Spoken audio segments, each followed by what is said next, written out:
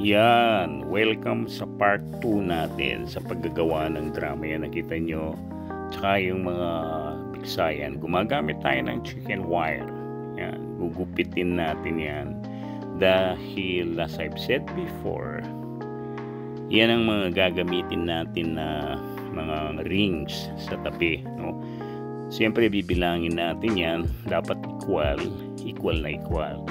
12 ang kailangan kong square, tapos bali 10 yung pinaka width niya, 10 square na nandyan. Dapat pare-parehas yan, 10 yan. So yun ang kailangan natin.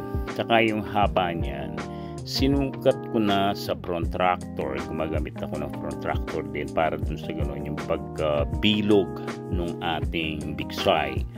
Tapos imamatch natin dun sa drum natin. Dapat hindi sila baluktot o medyo parang oblique. Dapat round na round.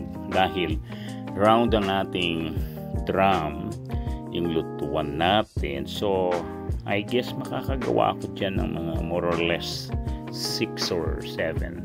O, hindi lalampas ng 7. Kasi enough na yon. Susukatin ko rin yung drum natin kung gaano kalalim. Yan, gumagamit tayo ng cutter. Actually, wala akong wire cutter. So, gumamit ako yung medyo luma ko na ng floral or flower cutter. Matalim naman yan, tsaka hindi nabubungi. So, improvise lang. Dahil pabaluktot yung yung alambre na yan, yung chicken wire. So, pinapatungan ko yan ng batong mabigat. Actually yung batong yan, that stone is not an ordinary stone. Yun yung ginagawang mga bakal. Marami yan dito, lalo na sa Lourdes. Galing Lourdes yan. Ayan o, pinapantay ko siya. Pero ang ganda na siya kasi nung binili ko yan, naka-rolyo. So hindi ko na yan padadaanin sa makina para medyo bumilog, diba? Kumbaga, i-expand ko na lang. Tapos lalagyan ko siya ng rings both side na made of styrofoam. Kaso as you see, medyo binibigyan ko ng konting gap yan, medyo mahaba dahil ibabaluktot ko yung alambring sobrang yun para kagatin yung ating ring na made of palochina, yung kinuha nga natin. So as you see, ang ginastos ko dyan, yan lang wire na yan lang, chicken wire na yan, yung screen. Yan, screen ang tawag dyan sa Pilipinas eh. Yung pinagbibigsa, yung pinapipino ng buhayin, di ba? Yung mga naghahalo ng simyento.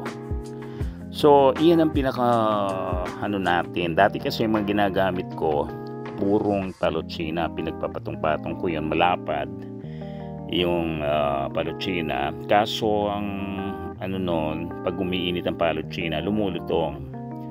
Hindi katulad ngayon, yung makakapalang ginamit ko, ilalagay yan, susi, yan. Yung nasa taas, natapos ko nang i-round siya, tapos nasa taas na siya, inikot na natin,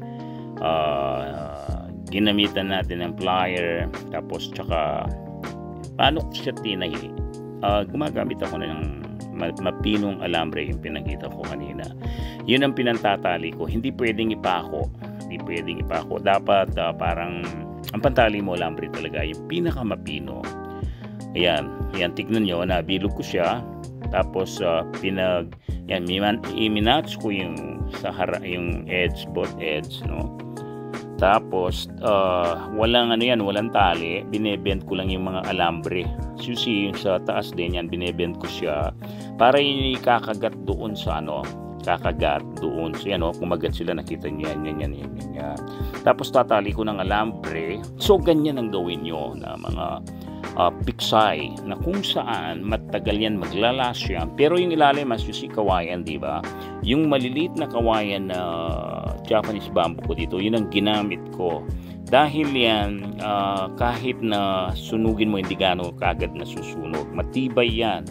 Yun yung ginagawang pangmingwit, ginagawang pamingwit pa yun, yaya. So yan siya. Tapos may hawakan siya, lagyan kong hawakan para pagka tinanggal ko, nilagay ko dun sa drum. hindi tayo mapapasok. Gagamit tayo ng pot holder. Yan, nakagawa na tayo.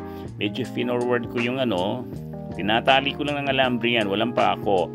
So kung ganyan ang iyong magiging smoker na mga grill pan, tapos dyan mo ihiga ang iyong as you see, ito naman, yan, naipon ko, ang dami na you see, gumawa rin ako ng bilaran. Yan ko binibilad yung square na yan o patuyuan ng mga nailaga ko na ng isda. Yan yung mga gagamitin natin sa susunod na video. Makikita nyo naman kung ano yung pinanggagatong ko. Papakita ko rin pati yung pagsangkap, no? Tingnan nyo, ang ganda, diba? Dati purong purong palotsina, nangingitim, pagkatapos marupok. Yan wire, matagal masira. Tapos at you see, ito yung takip niya, yung drum, ginawa ko rin siya ng takip, improvised din. Yung ring niya, made of, makita, made of yung pinupulot ko ng palotsina na yan. Binend ko rin, sinukat ko rin.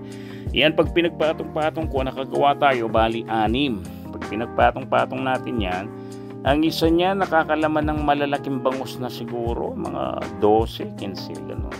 Malaki yan 10 drum yan. So, talaga magpo-produce na tayo ng tinapa nito. Ganyan yung sa Philippines talaga, yung mga traditional paggawa ng tinapa. Drum yon. Yan, pagkikita ko sa part 3. So, see you.